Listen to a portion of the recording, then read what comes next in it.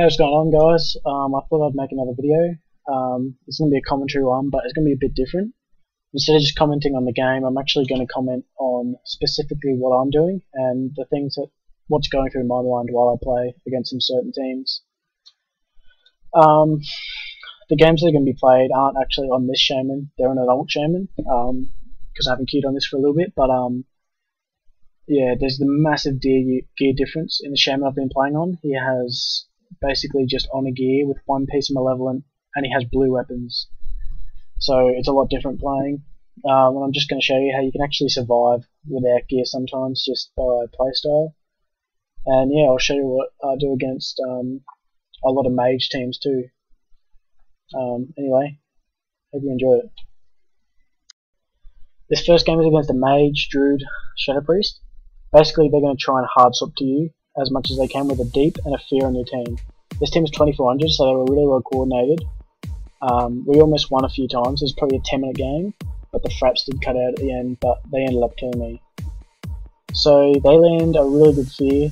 They eat my grounding and land a fear on my priest. He trinkets to come and save me. As you can see, trinkets but gets put in the siphon again. And I realise he's in the fear and can't help me, so I have to trinket that early. So they've already burnt through my trinket, and they're going to make a swap to me next deep. So I top myself up here, and I think we're okay for a fair bit, and we start to write some pressure. And I'll show you the next swap. Okay, so we're in a bad position. We've got a ring down, a full fear, and here's where they put a full deep on me. I think I'm in trouble here, but my team ends up countering that one, so they do a really good job of peeling there. As you'll notice later in the game, as soon as I get yelled deep, my priest tries to get a palm and a shield me straight away. So if you play with a good priest, palm and shield straight away, and it usually mitigates a lot of the initial damage.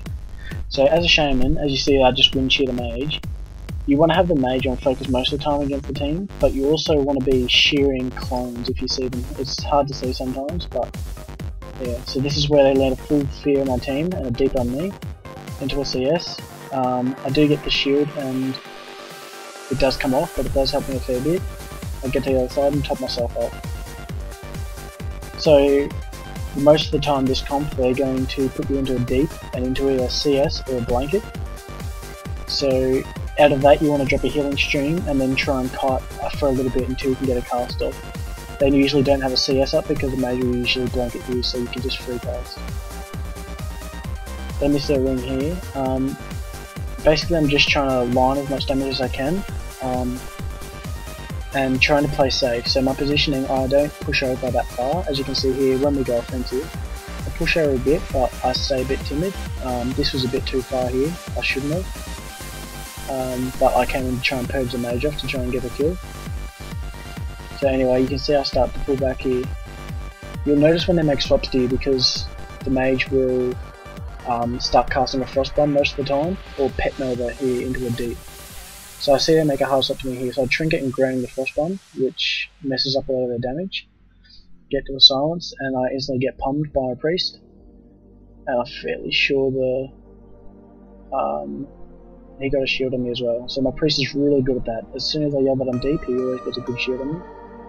It's really game breaking. So you can see in my right bar that I have deep freeze on it. It's nice just to keep track of deep freeze, so you know when they're going to make that swap. So once again, here they go to make another swap. I was a bit too pushed up this time, I probably should have stayed back. And you see me try and kite back.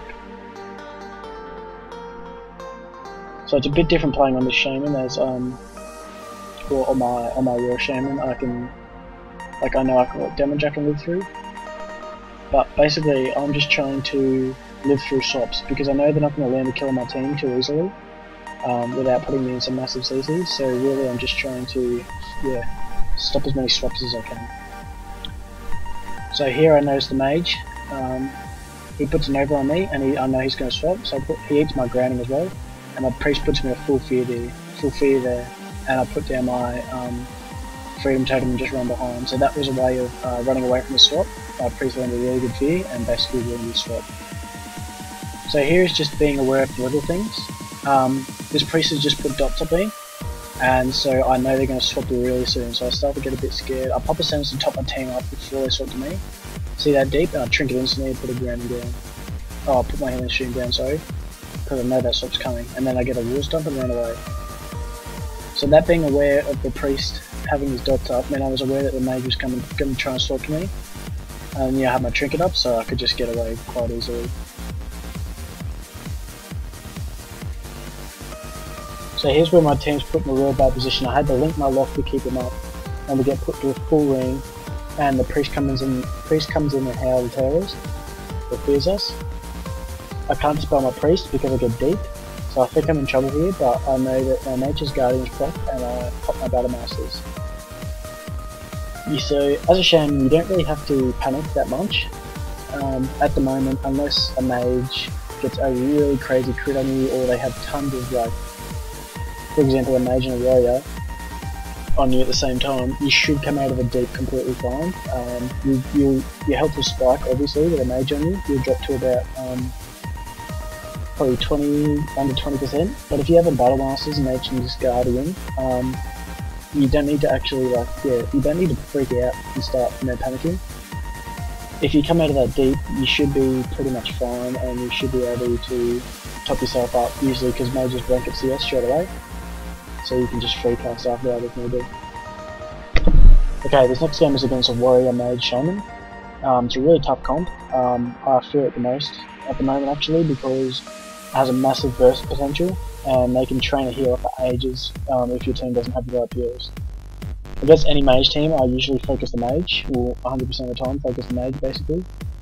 And you want to use your wind shear and your groundings mainly for polymorph and frostbomb. And if you time the run, you can almost have them up at the same time. I mean, at different times, so that you can either ground one or shear the other. Whenever you find yourself with your team topped and you have much to do, I have a focus purge, so I have that mage's focus, and I like to purge him down a lot because he's always a good target.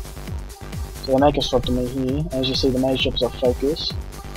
And as soon as I realise he's off, I just put him back on. This is where focus 1, 2, 3 is really handy, especially with the amount of invises and vanishes on like a lot of players today. It's really nice to be able to just focus them instantly. So there's a bit soon where I'm going to show where my awareness comes in, and just watching what's going to happen, I time and predict a perfect dispel on my teammate. So it's just at this part here. So as you can see right here, the mage is casting a frostbomb on my lock, who's in the open, and the warrior is about to connect up my lock too. So they're looking to put in some massive damage here and reverse the pressure. Now, the mages ideally wanted to deep the target that they're on, so he's going to try and deep me and then CS me so that I cannot dispel. So I know this is incoming, so I prepare it and I dispel the second that frostbomb hits. So I get the deep frostbomb before he CS's me. So it's really good just to be aware of your surroundings, where your teammates are, and what's going on.